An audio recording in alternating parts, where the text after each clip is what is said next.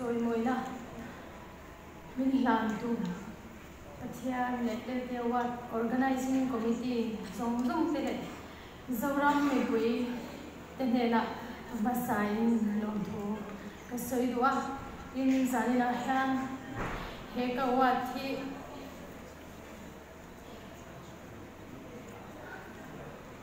kanule ka paten min mu pui ve se kaya hian an lom do na ni ti kasya azanina hian ni kumma kanule ka paten boral san to a he wat thi kanule ka patetan kahlan boka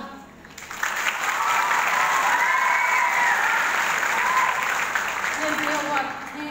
kun hi ka thum don na ani ve ta kanule ka pa ka chung kwa ten min lom pui em chi na amai ro chu kumin ro chu mitui nen kamang dona amai ro chu alu ka tia e kanule ka pa te hian in thil rengin karing ani ti chuan ka sai lo lut sak tu te zong song le ka ule naw ka chung kwa te le kan khwa lang pui we support them to tele tuna ka umna veng kan veng republic veng thang te in support na song songa kaloma le se buze ro se sikha kalom tu soina ni kalome ma pia ka ko lo de super